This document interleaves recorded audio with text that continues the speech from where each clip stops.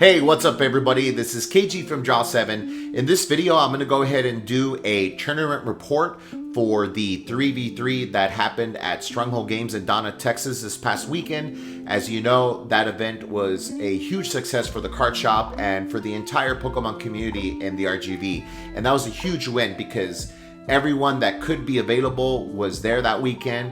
I believe they reached the cap at 20 teams, so that was just 60 Pokemon players that were there. So I want to shout out to the entire Pokemon TCG community that was able to make it this past weekend, because we had everyone from their respective card shops there representing their teams, and we had a great time overall, especially with the new Temporal Forces format and rotation with the new set. It was just an overall big success for everyone that weekend. So I know I was overwhelmed when I got there and saw the teams and the team shirts. You know, I was part of Team Squawkabilly, part of Billy's crew with Joel, the OGs, and it was just nice to see new faces, old faces, and people in new places. So, you know, shout out to everyone. This past weekend was just a big win overall for the RGV Pokemon trading card game. And yeah, it was just a great event overall. Shout out to all the winners that made Top Cut, and also shout out to John Collins' team that got first place overall. I believe Team The Valley. So I will be doing an interview with the first place team sometime soon, so look out for that video, so that way you can get some insight and perspective on the winning team. But overall, it was just good to see everyone that could be there this past weekend. I know some players couldn't make it because they're doing the work thing, but I want to say at least 98% of the card players that usually play the card game were there. And again, you know, this is definitely not the end-all be-all. You know, I really believe that we can definitely get a bigger turnout, and maybe we have to get a bigger venue. I don't know, right? But it was nice to see overall, like, the big turnout there. And just to give you perspective, I know in the RGV we have league challenges, we have pre-releases, and we had league cups in the Valley before, or in the past. But in talking with Billy, you know, this was one of the hugest, turns out, for a non-sanctioned event. So it just goes to show that the Pokemon players are out there, and they're willing to play, especially a new format, to just come out and have fun. And overall, I think that the team aspect was just very positive. Just good vibes overall, because new players that I saw there, I'm sure they played the card game before, but what's so cool is that what draw them in probably is just the whole team thing, you know, like, hey, I need a squad, can you help me out? And so it was cool to see, like, the squads team up, especially from the card shop. So overall, I'm very proud to be part of the RGV and the Pokemon TCG community, and I'm very proud of everybody for showing up today, bringing their A game, and just having a good time, and just talking about Pokemon and the TCG itself. So shout out to everybody and the card shop owners, and shout out to all the shops, you know, Team Cascade, Team Pocket, Team Cafe de Route, Team Kaboom, Team Moonblast, Team Stronghold, Team Tots. Okay, there you go, Robert. Team Tots, and everyone out there showing up today. So overall, huge success, and I can't wait till the next big event. Definitely, I know there's some positive feedback that this 3v3 is a positive thing. So hopefully, maybe in the summer, or hopefully when the new set comes out, new set comes out, we can definitely try this again. So congratulations to all the teams that made Top Cut, and congratulations to all the winners, and first place to John's team, Team Valley. All right, so let's go ahead and move on. I'm going to go ahead and talk about my tournament report and what I played, and what Team Squawkabilly did. Team Squawkabilly did make Top Cut, but unfortunately we you know, ran into a wall against Team Pocket, Cesad, Leo, and Puff. Very respectable team, very good players. They made Top Cut. They've won league cups before.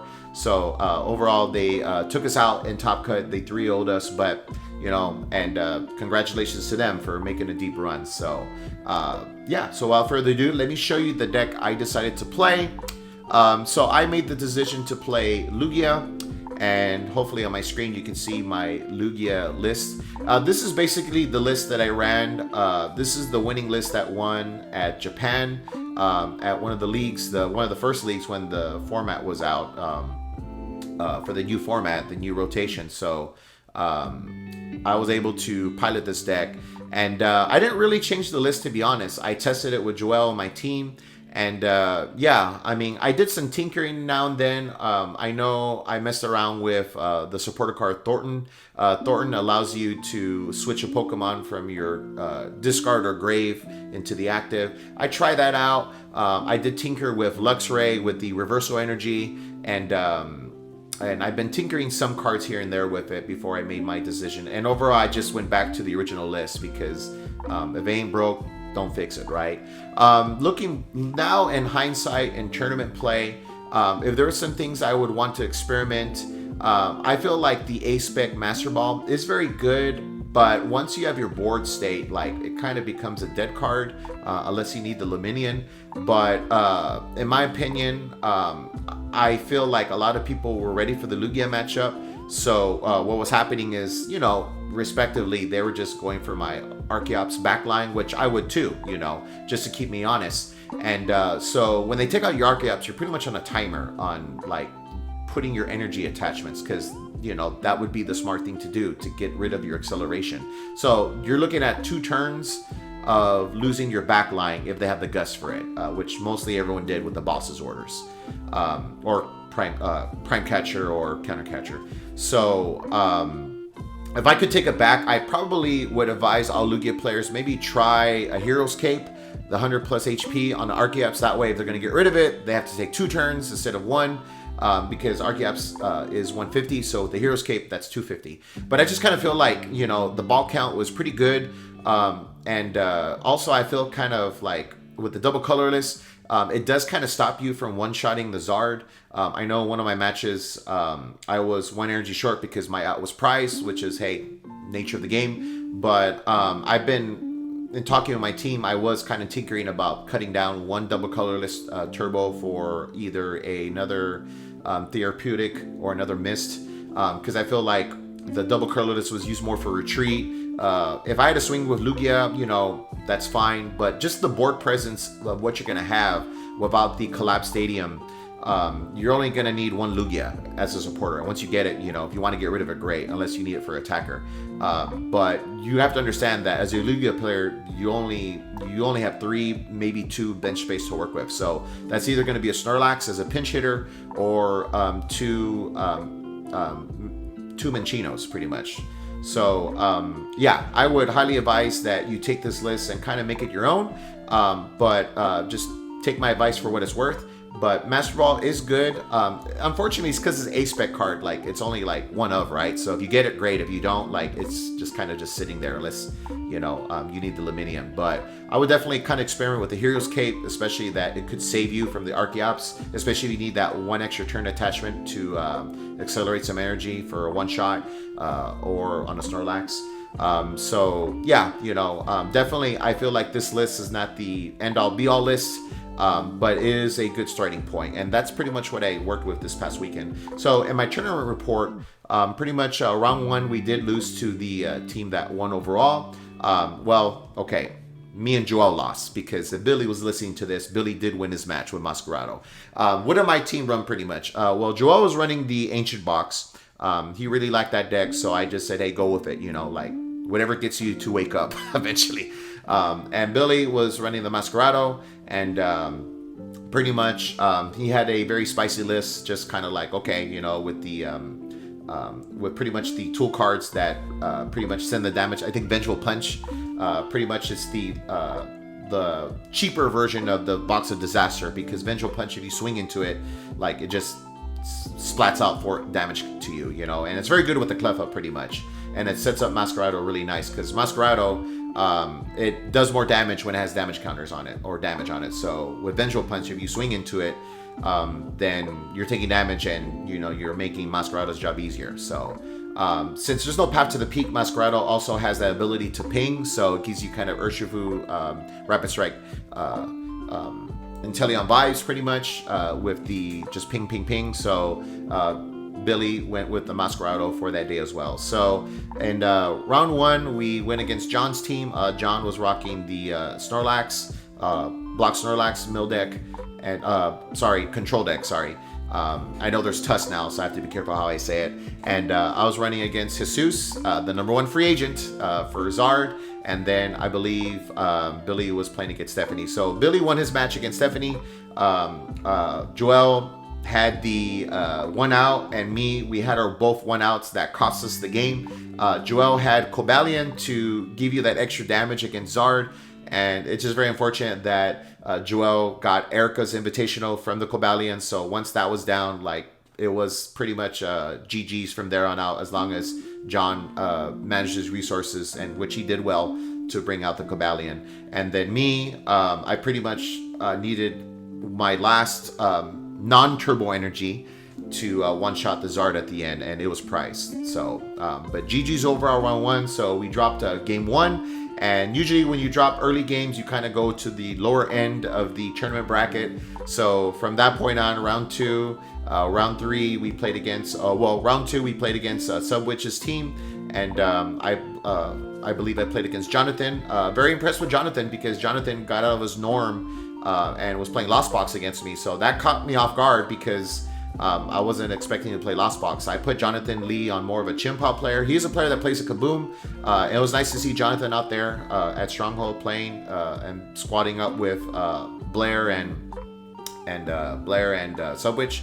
Subwitch was running a Gomorrah deck, kind of a prize denial deck, along with limiting the bench, which is not a bad call for testing purposes, because, you know, with Lugia's out there and people needing a huge bench space, it wasn't a bad call to play that deck.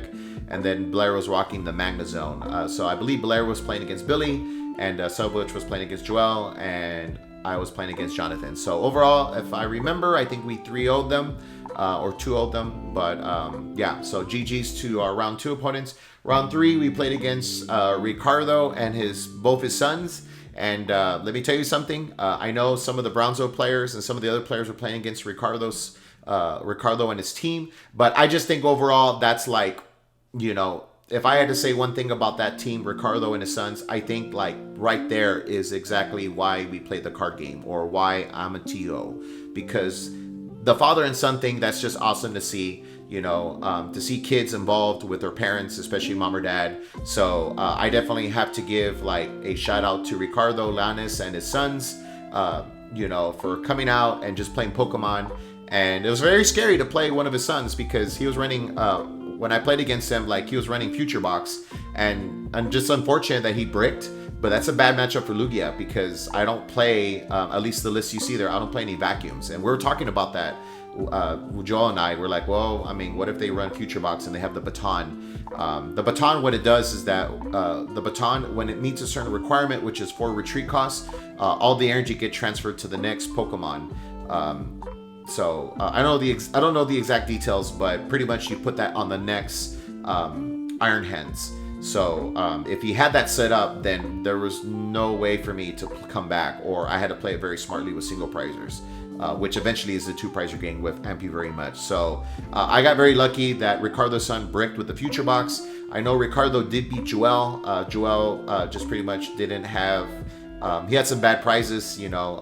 Just pretty much, I believe he had 2 Roaring Moons and 1 other supporter card. I'm not quite sure, but he did have 2 Roaring Moons prize, so he's very limited to attack big damage to the Charizard. I'm not sure if Cobalion helped or not. And then Billy did beat the other son for the 2-0. So honestly, like, that could have gone the other way to Team Ricardo. And yeah, shout out to them for coming out, and, you know, for Ricardo bringing out his 2 boys. So I know they reside more in the mission area. And another cool thing was that I know they played against a Brownsville team from Cascade. And they were really impressed with how those 2 young gentlemen, Ricardo's son, played the game and sequenced really well. So the future looks bright for our juniors and seniors with Joshua, Sean, Blair, Ricardo's boys. And yeah, we're looking forward to how they do when they get older. So, and I'll be honest, like, when I was that age, I was just getting wrecked. And some of these kids are now taking wins. Xavier too. Shout out to Xavier and, you know, his dad, Jacob. So the future looks really bright to see what's going to be for these kiddos growing up, and hopefully their experiences and having a great time will help them carry on the game for years to come. So, and the next round, round 4, we actually played against a team from Pocket, and that was, I believe, yeah, that was Brian running the Control Snorlax deck, and also Emilio running, I believe, Tina, Lost Box Tina, and also, I want to say Jaime. Yes, Jaime running the Zard deck. So I knew that matchup was us 3 against them. It was not going to be easy because, you know, you have people, basically that team is pretty stacked because you have 2 players that won League Cups pretty much, and they know what they're doing. So I went against Brian, and it's honestly Lugia against the Block Snorlax. As long as you manage your resources and they don't get Libinian, then it's an easy win if you manage your resources and your jet energy. But, you know, again, I know that Brian had some bad prizes with the Team Yelcheer to get his resources back. He had 2 of them, so if that was in the card game, then yeah, then I probably get milled a little bit more, because he was also milling some of my item cards with Misfortune Sisters. So, you know, just unfortunate pricing for Brian, so I did take the dub against Brian. But again, not an easy win to get against him when he's playing that deck. I just made sure, and again, to anyone out there that's playing against a control deck, you definitely want to be patient.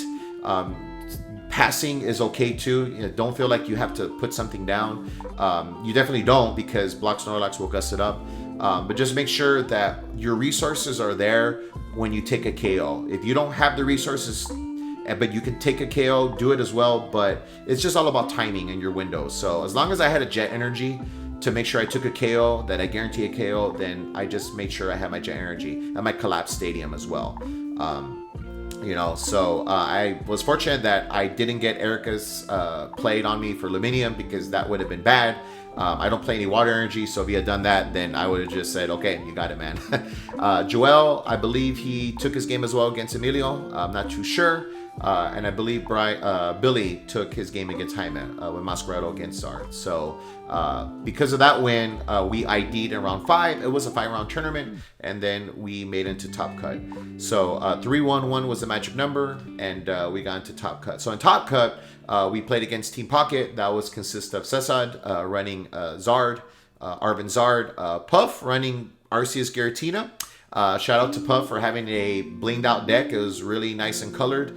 Of course, if there was gold lost cities, Puff would have that right, and I'll tell you why I'm kind of mocking that right now. And then Leo rocking the Lugia, of course, Mr. Lugia himself. So we knew that matchup or that team was not going to be easy to take. I was very curious what it was going to be, and we know each other pretty well, so we just wish each other the best of luck, and we went at it. So Billy against Leo, unfortunately, Billy just kind of bricked, and you know, he was able to take out one of the Archeops from what he told me, but after that, like, it was just top deck mode, and then Leo just kind of cleaned up Billy's board and kind of took the win. And then after that, Puff against Joel, you know, Jank from East meets Jank from West, because both of them do create some spicy lists, especially Puff. You never know what he's going to play. He can play meta, or he can play something totally way off guard. But for that day, he was rocking the Arceus Tina deck.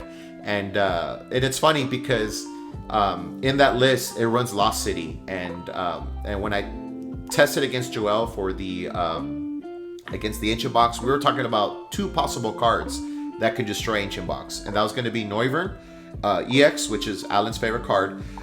Excuse me, Noivern denies any damage from basic Pokemon. So Future Box, Ancient Box against a Noivern, like, game over. Now, Ancient Box does have a Shred, but most decks are not running a Fire Energy unless Noivern comes out. But I know some Lugia lists have been running one Noivern, but ideally I felt like that day the meta was just going to be mostly Zard or Lugia, so I didn't really run that. But so yeah, so Puff's list was basically, it was the wrong, worst best matchup for Joel, because Puff just made sure that he lost City all his Roaring Moons, his baby Roaring Moons, and once that happened, like, it was really hard for Joel to come back at all. So, and I asked Puff afterward, like, hey, so was it really for the Ancient Box? But according to him, and I believe it, it's pretty much the way the list comes. And the reason why I didn't think Lost City was going to be there, because the thought was there, was, well, I mean, there's no Guardy, but I think now Lost City is just a stadium that, well, I mean, there's no more Lost Box threats at the moment, so, and, you know, it's really good against Radiant Zard or anything with a spicy tech, so Lost City does kind of make sense when you take perspective about it. So, but yeah, so Joel pretty much dropped his game, and then eventually me, I mean, once it's 2, I was kind of over, right, but I still played the game against Cesad, and Cesar was smart enough to go for my back line, and pretty much the game was won simply because if I didn't manually attach as I drew, then it was pretty much game over, because I don't have enough energy to accelerate, because that's the whole point of Luya and Archeops, to accelerate to my Chinchenos to one-shot the Zard. So early game I had a strong start, but I didn't really have a supporter card to draw more cards. I did start with the Ultra Ball Archeops play, and I did that for the Lugia V-Star, and you know, kept them honest. But unfortunately, as the game progressed and I drew more cards, and as he was taking out my Archeops, I didn't really get a chance to manually attach some of my stronger attackers or Chinchino to set up a one-shot at the end. So I was pretty much lacking the energy that I needed to close out the game. So, but overall, you know, GG's to Team Pocket, and yeah, that's pretty much my tournament report. As you know, I think Squawkabilly, our team, I think we got 5th or 6th, I'm not too sure. But overall, it was just a good tournament experience to see what was out there and the testing. And definitely, this is not the end of it, because we have our League Cups, our League Challenges coming up, and hopefully we get more people going to those sanctioned events. And with that being said, the last thing I'm going to say before I end this video is that seeing everybody and everything, I'm going to revamp my list. We're going to start with a clean slate. You know, people are talking to me like, oh, okay, after the tournament, okay, who's in your top 10 now? Well, you know, it's a brand new quarter, and we have some new members in the community, and so I'm going to definitely... and when I mean by new members, I mean people that I haven't seen before, but they played the card game, you know, so it doesn't mean that they're new to the card game. And we got some old players back now, you know. I know Mercedes Salinas, Mark Green, Marcus Garcia, and we have a bunch of players coming back. It's good to see Omar Pedraza as well. Shout out to him. Good to see Orly, and good to see everybody out there. So as far as the top 10 list, I'm going to kind of tweak it, because it's going to be, we're going to start over again. And it's going to be, the way I used to do it was kind of like points and sanctioned and all that. So it's still going to be there, but I'm going to add some local spice to it, because not everyone is going to have the points for Worlds. Not everyone is going to be going to tournaments all day. So I have to reevaluate my system to see what's best for the community, for the RGV. And I'm taking that idea because look what happened to the 3v3. If you think about it, the 3v3 was not a sanctioned event. It was just people loving Pokemon, people that love the card game, and new format, new rotation, and then proxies. That's probably what did it. I mean, I can tell you that the first place team, Stephanie, she had some proxies, you know, and some other players probably, but, you know, this kind of thing encourages people to come out and play. And I know there's some arguments about having or not having proxies, but if you look at it, this was just a non-sanctioned event, which Pokemon does allow. Like when you do non-sanctioned events, the formats are endless. You can do draft, you can do unlimited, you can do expanded. I know some people miss expanded. You can do GOC. So this kind of stuff Pokemon does allow to have. You don't have to strictly have League Cups. Fun fact, leagues back in the day were not just tournaments. They were just hanging out, testing, talking the smack, you know, ragging on your teammate if they weren't carrying their weight, stuff like that. So, you know, it doesn't have to be a sanctioned event. So because of this, I've been inspired by you all and the 3v3 for a non-sanctioned event, for having the most players in the RGV. Well, okay, I apologize, the second most, because Billy will remind me when he did pre-release, he had 64 players. So we got to beat 64 players RGV, because I'm tired of hearing Billy like, I had the most, man. I had the most, you know. And again, that's a good accomplishment for a pre-release, but we got to beat 64 players. We got to hit 68 or 70. You know, something. I don't know. Maybe we need to use Stronghold, tear the wall down, and get the Octagon or something. I don't know. But anywho, You know, so I'm definitely going to revamp the system for the top 10 players, and I'll see what I come up with, and I'll just talk to some of y'all with the feedback. You know, maybe have the best overall card player from this shop and this shop and that shop, you know. But definitely there's a lot of talent out here, and there's a lot of raw talent that I see that I think we can have some of you all like crack at a regional tournament and whatnot. So yeah. With that being said, that's the end of my tournament report. If you like what you see, like that button below, subscribe, support the card game, support the IGV, support your local card shops. And this is KG from Draw7 signing off. Take care and good night.